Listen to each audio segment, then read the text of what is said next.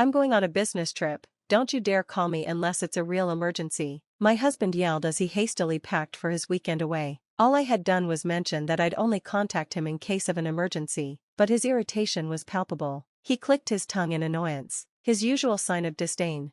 Of course, I knew the truth. This wasn't a business trip at all. He was off on a weekend getaway with his mistress. If you keep bothering me with your nonsense, I'll claim emotional distress and sue you, he added, his threats as absurd as they were cruel. Over time, it had become clear that John had lost all sense of empathy. He ignored our sick daughter, prioritized his own selfish desires, and neglected his family entirely. I didn't dare stand up to him, I was just trying to protect myself and our children. On the day of his so-called business trip, fate intervened. I accidentally learned that John had been in a severe car accident. His earlier command echoed in my mind, "Don't contact me under any circumstances." A part of me felt conflicted, but his indifference had long taught me to prioritize my own peace of mind. Whatever happened to him was no longer my concern. Besides, I was holding on to a secret of my own, something he didn't know and never would. A wry smile crept onto my face as I turned off my phone, shutting out his chaos. My name is Mary, I'm 34 years old, a handmade artist working from home. Creating accessories and crafts has been my passion since childhood. I turned it into a hobby, then a side business after leaving my job to raise our two children, Ethan, an 8th grader, and Claire, a 6th grader. Once Claire started school, I had the chance to revive my craft, selling my creations online. John, my husband, is 2 years older than me. We first met in high school and reconnected at a reunion years later. He works in construction management, a field he entered inspired by his father's legacy. His father had spent decades at the same company, continuing even past retirement, and John idolized him for it. Unfortunately, that admiration translated into John putting his career above all else, including his family. John's parents, both in their 70s, were active and frequently dropped by unannounced. While they claimed to visit out of affection, I often found their presence intrusive. From the beginning, my relationship with them had been strained. They made tactless comments about my work, belittling my handmade crafts as not being real work. The worst, however, was their lack of respect for our daughter Claire's severe shellfish allergy. If she ingests even a trace, it could be life-threatening. Yet they dismissed her condition as a picky eating habit and even tried sneaking shellfish into her meals. It's all in her head, they would say. If you just expose her to it gradually, she'll outgrow it. Allergies are just overblown nonsense. I had to be constantly vigilant. Whenever they visited, I ensured they were never alone with Claire, but their behavior became so reckless that I begged John to intervene. Your parents are putting Claire in danger, I pleaded. Please ask them to stop coming over unannounced. They're just trying to help, he replied dismissively. They care about Claire. You're overreacting, Mary, stop worrying so much. John always sided with his parents, leaving me to shoulder the household responsibilities alone. He was exhausted from work, and I became his emotional punching bag. The only person who truly understood my plight was Ethan, though he didn't have allergies himself. He adored Claire and went out of his way to help, checking food labels and standing up to his grandparents. One day, after John left for work, I received a midday call. Can you clean my parents' house today? Mom's at her exercise class, and they need it done before she gets back. The kids are at school, and you're at home doing nothing, so it's no big deal, he said casually. I have work too, John, I reminded him.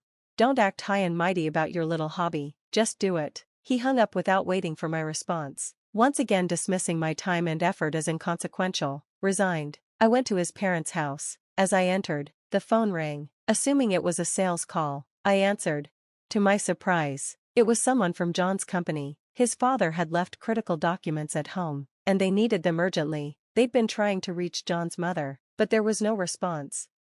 I grabbed the documents from the table and decided to deliver them to the office. Why do I always get dragged into these things? I thought, exhausted by the constant demands. Even though it was just a short drive, the weight of it felt overwhelming.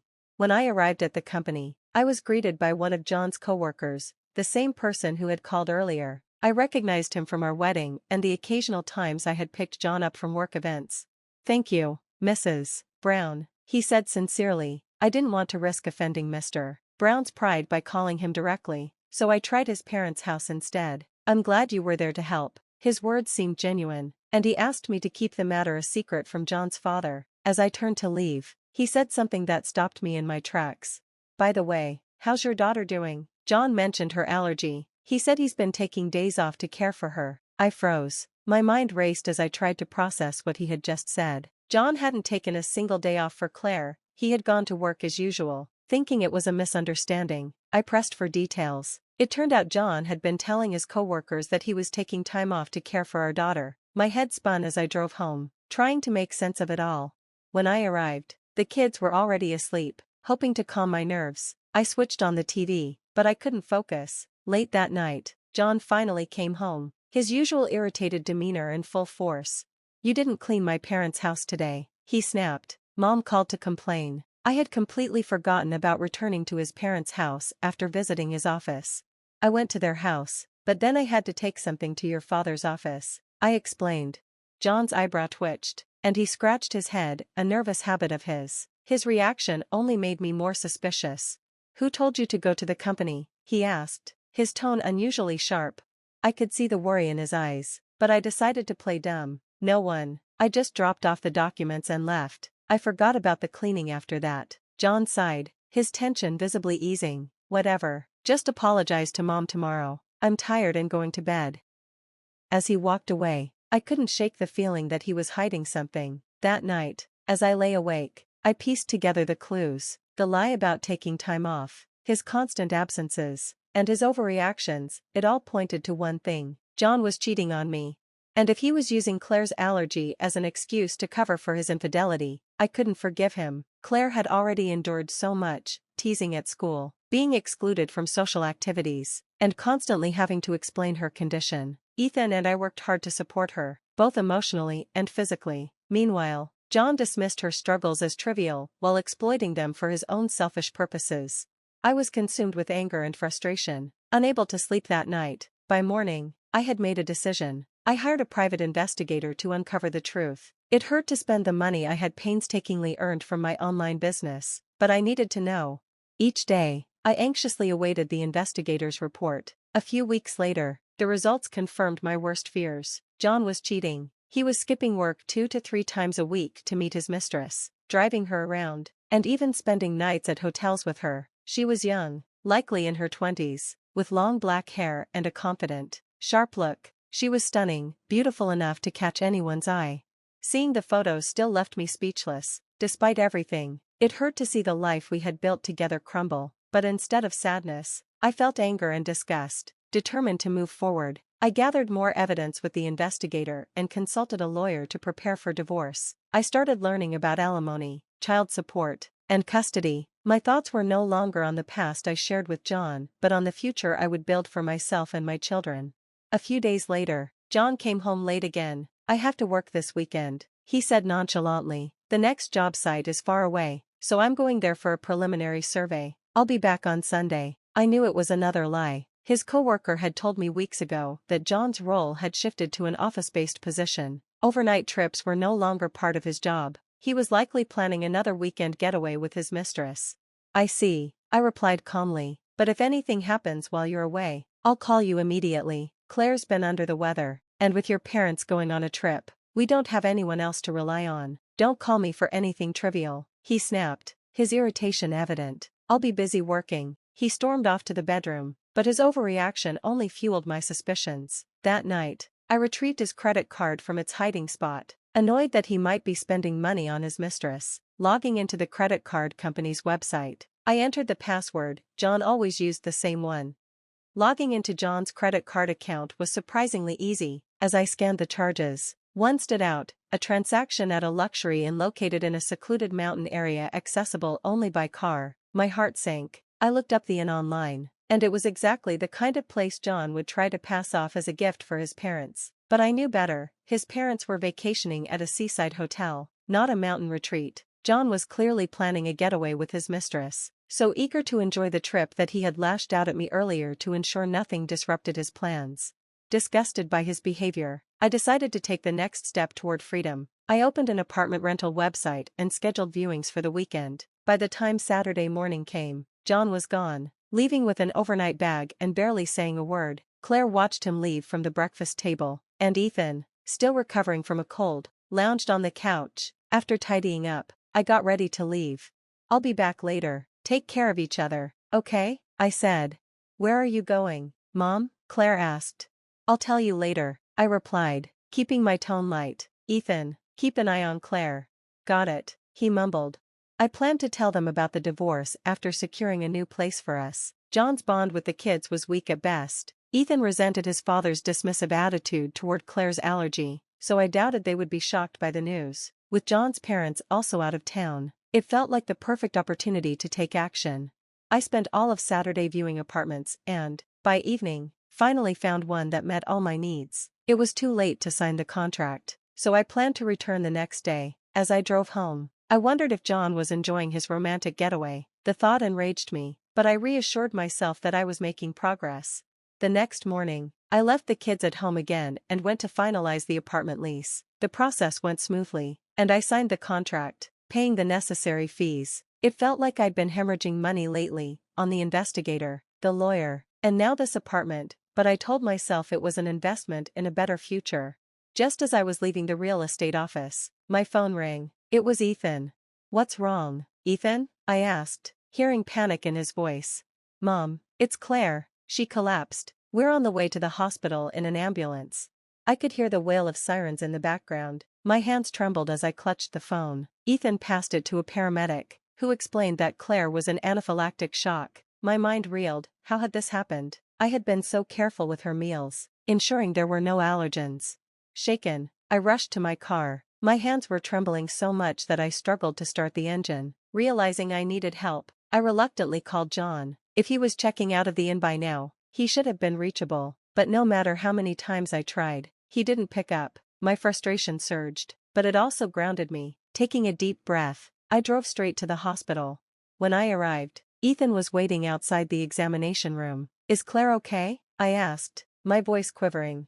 The doctor approached, his expression calm. Mrs. Brown, your daughter is stable now. Her blood pressure dropped significantly, but we managed to stabilize her. She's resting peacefully. A wave of relief washed over me, and tears welled in my eyes. Thank you, I whispered, overcome by the close call. Your son acted quickly by calling for an ambulance, the doctor added. He's a remarkable young man. Ethan looked down, avoiding my gaze, but I couldn't have been prouder. As the doctor explained Claire's condition and the need for hospitalization, I left briefly to retrieve her insurance card. While sorting through the documents at home, I noticed John's card was still there. If he was on an overnight trip, shouldn't he have taken it? I didn't have time to dwell on it. After grabbing the card, I rushed back to the hospital, confirmed Claire's stable condition, and began the admission paperwork. As I filled out the forms, Ethan nudged my arm and pointed to the TV in the hospital lobby. Mom, look at that, he said. On the screen was breaking news about a single-car accident on a mountain road. The footage showed a vehicle that had crashed through a guardrail, its front mangled, but the rear, where the license plate was visible, relatively intact. Ethan and I recognized the car immediately. It was John's. The report mentioned that the two passengers had been taken to the hospital with non-life-threatening injuries. My stomach turned at the confirmation that he had been with another woman. Ethan didn't say anything further, but I wondered if he had already guessed I was planning to divorce his father. The shame of letting things spiral to this point weighed on me. Just then, my phone rang again. It was John. I hesitated, remembering his dismissive words from earlier. Don't call me for anything trivial. Now, desperate and likely scared, he was the one blowing up my phone. The irony was unbearable. After letting the call ring out, I silenced the phone. This isn't trivial, but it's not my problem anymore, I thought. I finished the paperwork and took Ethan home, where John's parents were waiting outside despite the late hour. I was already exhausted from the ordeal with Clara. Dealing with John's parents was the last thing I wanted. I left Ethan in the car and approached them. Mary, where have you been? This is an emergency. We've been trying to reach you. John's mother snapped. I had my phone off. I replied curtly. John's been in a car accident. He needed surgery and will be in the hospital for 2 weeks. He called us when you didn't answer, she continued, her voice rising with accusation. Oh, is that so? I said, feigning indifference. That's all you have to say? How can you be so calm when your husband is in such a serious condition? Do you even care about him? Their words ignited a simmering anger that I had been holding back for far too long. This was it. I was done. Clara was rushed to the hospital today in an ambulance. I began, my voice trembling but steady with resolve. She had a severe allergic reaction. And her life was at risk. I know you've heard this before, so don't pretend you don't know what I'm talking about. I pulled the evidence from my bag, the rice crackers that had nearly cost Clara her life, and held them out. Their expressions changed immediately, a clear sign of guilt. They scratched their heads nervously, a habit they shared with John whenever they were caught off guard. Ethan told me you came to our house today, claiming you were bringing back souvenirs from your trip. He said you showed him the usual rice crackers that Clara eats, but after Ethan left, Clara had a severe reaction in the living room.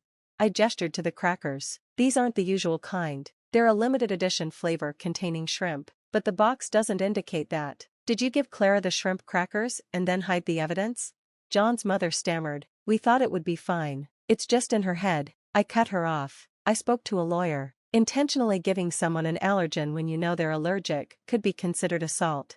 That's ridiculous. We were just thinking of you when we bought them.